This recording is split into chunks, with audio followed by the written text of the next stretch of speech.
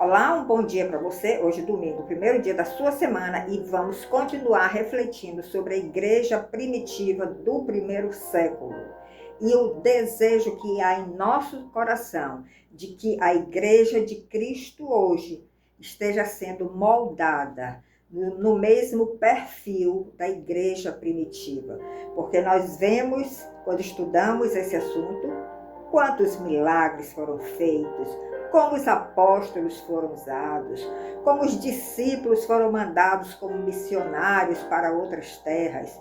É algo realmente que demonstra que aquela unção poderosa que estava em Jesus, depois que ele ascendeu e veio o Pentecostes, esta unção poderosa permaneceu por quase um século. Depois, infelizmente, as pessoas vão se afastando do Senhor, deixam de buscar ao Senhor, de querer conhecer o Senhor, e a igreja vai entrando no estado de mornidão. Mas precisamos hoje de um avivamento, não é verdade?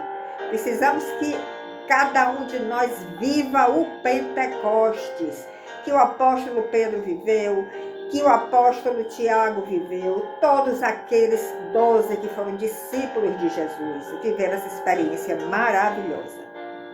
Então, hoje nós vamos ver a expansão geográfica do reino de Deus, porque é isso que sempre esteve no coração de Deus, é isso que sempre esteve na mente de Deus. Ele queria expandir geograficamente o seu reino. E naquele mundo conhecido da época, aqueles apóstolos, aqueles discípulos foram usados para expandir, para levar o reino de Deus a todas as nações. E nós vemos lá em Atos, você vai acompanhando o livro de Atos e valendo a partir do capítulo 1, nós vemos que após o evento de Ananias e Safira, os apóstolos continuaram fazendo milagres, não se intimidavam com os opressores, e a igreja crescia a cada dia. Multidões de crentes estavam sendo agregados à igreja, estavam aceitando o Senhor como seu Salvador e Redentor. A convicção que havia nos corações era tão grande que eles levavam os enfermos em maca, em leitos, esperando que Pedro passasse, na certeza de que a sua sombra curasse quando fosse projetada sobre aqueles enfermos. Veja que coisa poderosa, que unção poderosa. Pedro não precisava nem tocar, a sombra dele, sendo projetada sobre os enfermos, já estava curando. Isso mostra a unção que Pedro tinha em sua vida. E algumas cidades da vizinhança de Jerusalém, eles também levavam doentes, levavam atormentados de espíritos imundos, e todos eram curados. Diante desse cenário, dessa coisa tão esplendorosa que estava acontecendo, o sumo sacerdote e os saduceus, que é quem estava no comando espiritual do povo naquela época, eles estavam muitíssimo incomodados, estavam cheios de inveja. Eles viam o que estava acontecendo, aconteceu na época de Jesus, mas era um homem só. Agora era uma multidão que estava com aquele poder, aquela unção do Espírito Santo. Então, isso assustou muito a eles. Então, para amenizar a situação, eles mandaram prender os apóstolos e recolheram eles à prisão pública. Mas quando andamos com Deus, e você com certeza está experimentando isso, nós recebemos a visitação de anjos, não é verdade? Você já passou por alguma experiência desse tipo?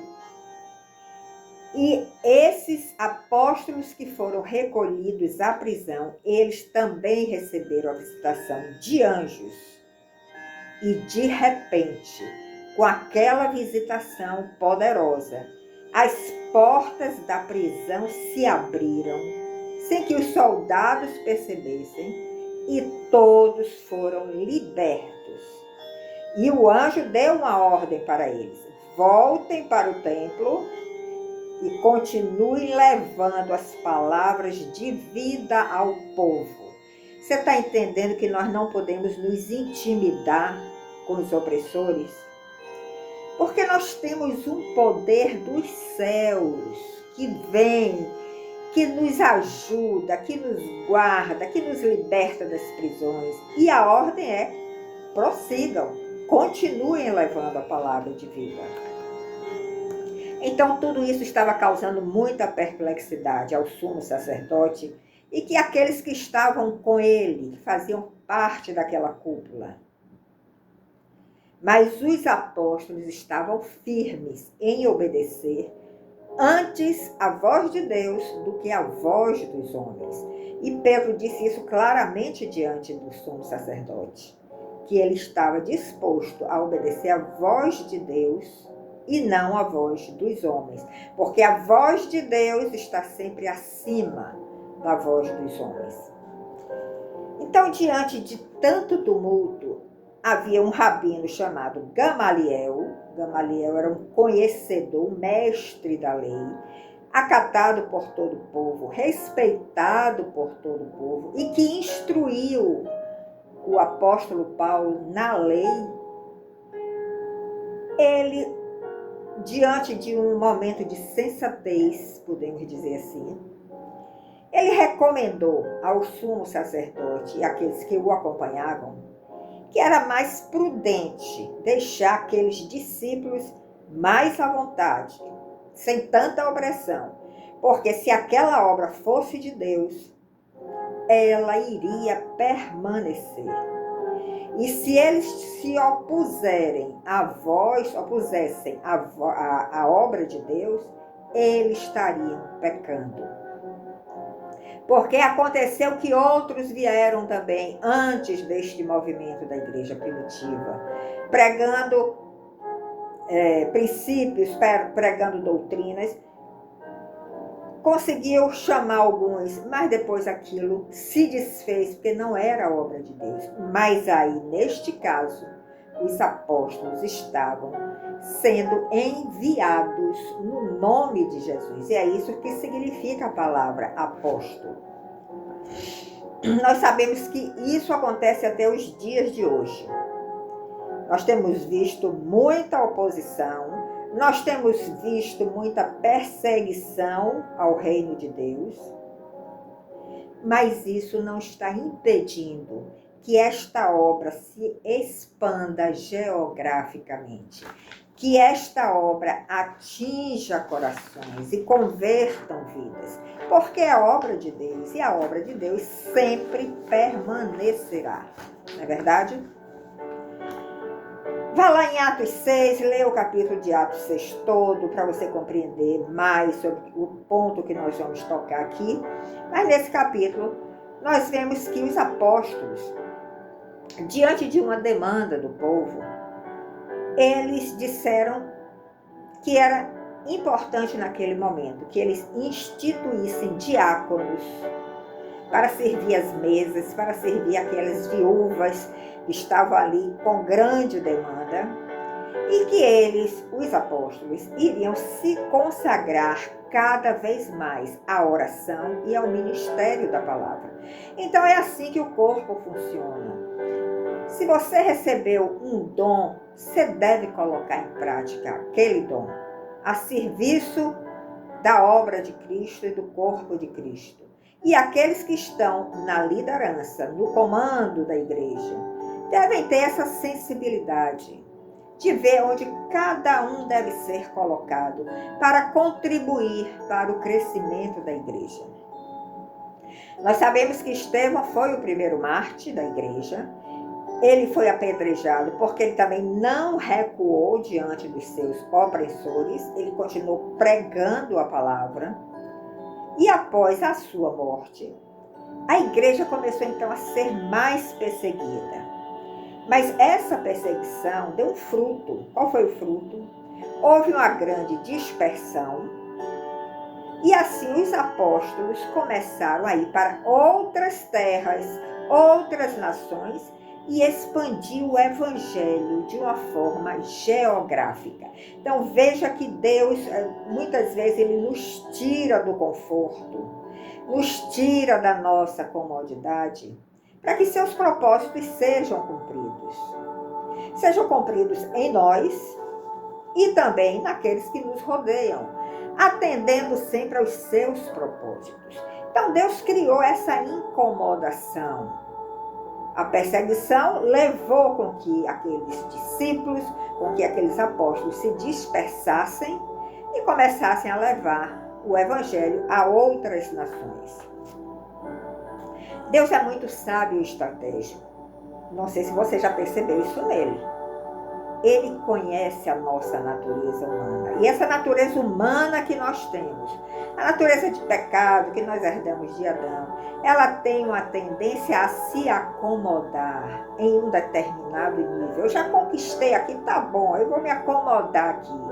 Mas não é isso que Deus quer do seu povo. Não é isso que Deus quer da sua igreja. Ele quer que nós continuemos avançando, prosseguindo. Porque tem coisas que nós ainda não vivemos. Tem coisas que nós ainda não conhecemos.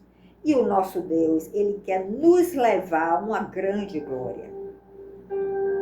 Então, quando nós vamos e vemos uma visão macro da propagação do evangelho, nós podemos ver que os apóstolos, os discípulos começaram a ser espalhados e quando o apóstolo Paulo foi convertido, ele também foi usado para a expansão geográfica da igreja. Através das suas viagens missionárias, que são 3, você pode ler em Atos, esta palavra viva chegou a diversas partes do mundo mediterrâneo. Foi lá pela Ásia, Turquia, que hoje é Turquia, Éfeso, Coríntios, até chegar em Roma, onde foi culminada lá em Roma. Mas o apóstolo Paulo tinha um desejo tão grande de expandir o evangelho, que a intenção dele era chegar até a Espanha. Mas Deus não permitiu. Ele morreu em Roma. Deus tem seus propósitos, tem seus motivos, não cabe a nós ficar questionando a Deus, porque um morre, ele levanta outro, não tem problema, isso não é nenhuma dificuldade para ele. Então nós podemos ver que com essa expansão geográfica, o reino ultrapassou fronteiras étnicas, fronteiras sociais e fronteiras geográficas. Veja o poder de Deus. Só Ele é capaz de fazer isso. Agora tem um ponto muito importante. Se Deus nos tira da comodidade para nós seguirmos em frente, nós temos também a opção, se nós temos esta consciência de que nós temos a tendência a nos acomodar, nós temos a opção de nos mover, pedindo ao Senhor que nos guie, que nos dirija, ao Espírito Santo que nos dê unção, para nós não precisarmos passar por condições tão adversas que nós às vezes passamos, não é verdade? Porque a vontade de Deus sempre será cumprida na sua vida, na minha vida e no mundo geográfico que nós vivemos. Então devemos sempre ter este coração disponível para Deus. Um coração aberto para receber a palavra viva, ungida pelo Espírito Santo. Um coração aberto para que o Senhor venha e opere em nós. Outro ponto importante para nós refletirmos nesse contexto da igreja primitiva é que a igreja primitiva surge das famílias judeia cristã, judeus que se converteram ao cristianismo. E quando este reino surge em nós, quando esta semente da palavra viva é implantada no nosso coração, ela tem um grande poder de nos transformar Ela tem o poder de transformar a nossa família, a nossa casa através da nossa vida. Ela transforma também culturas e transforma também religiões. Porque a cultura, nós sabemos que cada nação tem sua cultura. Compreendemos isso, né? Mas a cultura é algo desta terra. No céu não haverá cultura nenhuma. Só haverá uma única cultura, que é a doutrina cristã. Mas aqui na terra, cada nação tem sua cultura e tenta mostrar ao outro aquilo que tradicionalmente herdaram, que se tornou a sua cultura. Mas o Evangelho é capaz de transformar essas culturas, se você está aberto ao Evangelho. Toda aquela tradição que você recebeu, às vezes de seus pais, da sua própria nação, da vida em comunidade da sua nação, aquilo é transformado, aquilo é encoberto, aquilo é tirado do nosso coração, porque quando Cristo vem, o prazer é tão grande que nós realmente podemos dizer, como o apóstolo Paulo disse: tudo que eu conheci, eu declaro que é esterco pela grandiosidade que eu pude ver em Cristo Jesus. Nós podemos chegar a este ponto, a este nível. Então, não fica muito preocupado com cultura, não. Cada nação tem sua cultura, é próprio dessa terra mesmo. Se preocupe em ser transformado no seu íntimo, para que essa cultura não seja maior do que a doutrina de Cristo em você.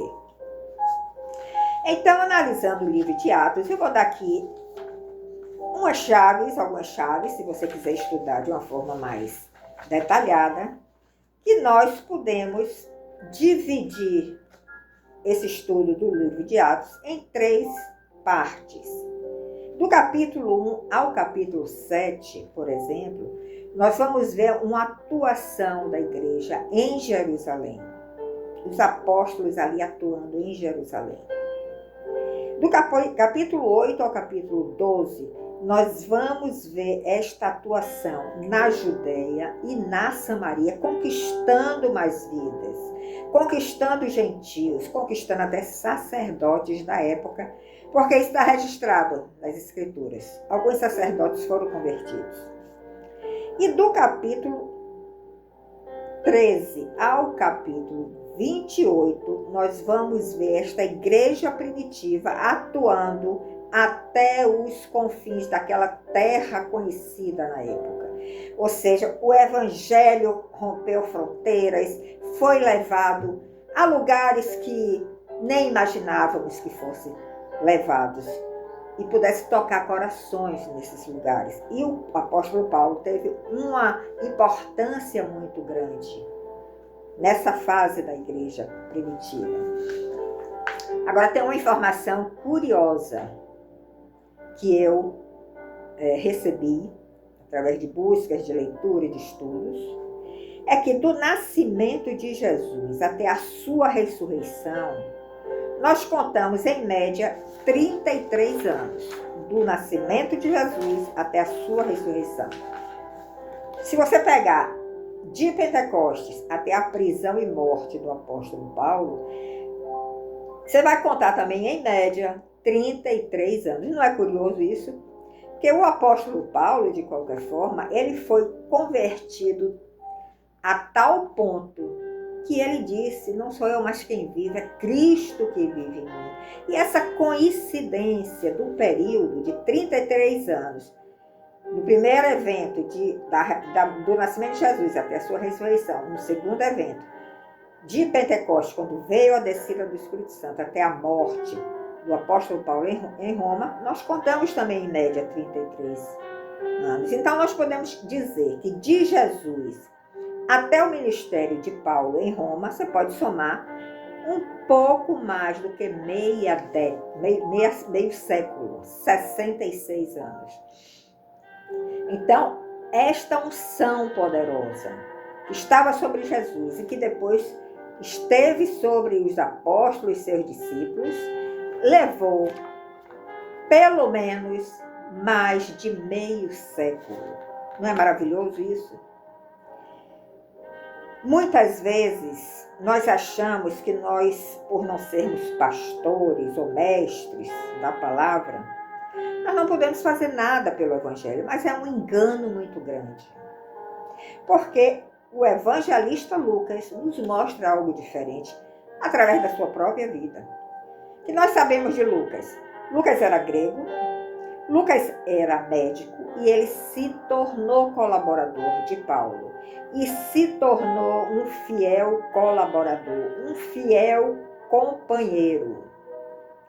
E quando nós lemos os relatos de Lucas, tanto no Evangelho como no livro de Atos, que ele escreveu também, nós vemos como ele se inclui nas narrativas. Ele sempre usa o pronome nós, a primeira pessoa do plural, dando a entender que ele está ali narrando, não do ponto de observador, mas como ele estivesse também vivendo tudo aquilo na sua própria vida.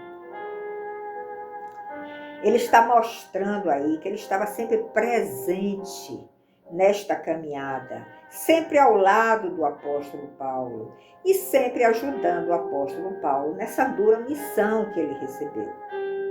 E nós, como é que nós estamos? Nós estamos nos movendo para continuar propagando o Evangelho de Cristo. Nós estamos nos movendo para levar o reino de Deus até os confins da terra. Faça uma reflexão sobre esse ponto. Olhe para a sua vida e faça uma reflexão. E não vamos nunca esquecer que até os dias de hoje o Senhor continua buscando pessoas que enxerguem este desejo que há no coração do Pai e que sejam propagadores do reino de Deus por onde passarem, de uma forma voluntária, porque a nossa voluntariedade agrada muito ao coração de Deus. Então, através da sua vida secular, por exemplo, você não precisa ser um ministro, pastor, mestre, através da sua vida secular, como médico, como administrador, como professor, como arquiteto, não importa. Você pode propagar o reino de Deus. Através da sua própria vida, da sua própria experiência, da sua própria conduta e através de algum dom que você tenha recebido. Eu te recomendo que você leia Atos, do capítulo 10 ao capítulo 12, e veja como o Espírito Santo desceu ali sobre os gentios, que a princípio o entendimento é que Jesus veio só para os judeus. A princípio era o plano do Pai, mas os judeus renegaram ele. Então, o Pai encontrou uma outra forma. Meu filho volta para o meu lado e eu mando o Espírito Santo. Mas agora os gentios também serão visitados, serão beneficiados por essa unção do Espírito Santo. Isso aconteceu na casa de Cornélio, nós conhecemos essa passagem, leia capítulo 10 ao 12 de Atos, quando Pedro teve que quebrar os seus preconceitos e ser usado pelo Senhor para contribuir com essa propagação do reino de Deus entre os gentios. Então, Pedro foi o primeiro que levou esta palavra aos gentios. E depois o apóstolo Paulo foi levantado para ser o apóstolo dos gentios, como nós sabemos. Quem era Pedro? Era uma pessoa assim, letrada, ilustre, cheio de posição no sinédrio? Não. Era um simples pescador. Pescador que não tinha muita cultura, muito entendimento intelectual, mas que Jesus sabiamente usou a sua habilidade de pescar e só mudou a isca. Ele jogava a isca e pegava o peixe. Jesus observou a sua habilidade de pescar. Então ele disse a Pedro: você não vai ser mais pescador de peixe, você vai ser pescador de homens. Então veja a sabedoria de Jesus. É assim que ele faz com cada um de nós. Ele está observando a nossa habilidade para usar essa habilidade em prol do seu reino. Então Deus quer usar as nossas habilidades para expandir o reino por toda a terra. Ele quer levar essa palavra, esse evangelho, esse reino até os confins da terra. E nós sabemos que a terra hoje ela tem uma dimensão muito maior. Não importa. Se tem nações que rejeitam o cristianismo, que perseguem os cristãos, eles sempre encontram uma forma de levar esta água viva por algum atalho, por algum caminho. Com certeza, tem povo de Deus em todas as nações, mesmo aquelas que são mais opressoras. Então, a pergunta que eu faço para você, que deixo para você refletir: você está disposto a contribuir com a propagação do reino de Deus? Se você está disposto, você se ajoelhe agora e você se declare ao Senhor: eu estou com o coração aberto para receber de ti as tuas ordens, o teu senhorio, e receber o poder e a unção do Espírito Santo para me juntar a este exército de Cristo e continuar contribuindo para a propagação do reino de Deus. Que Deus lhe abençoe com esse propósito. Que Deus lhe abençoe com esta visão. E nos encontramos no próximo domingo. Até lá!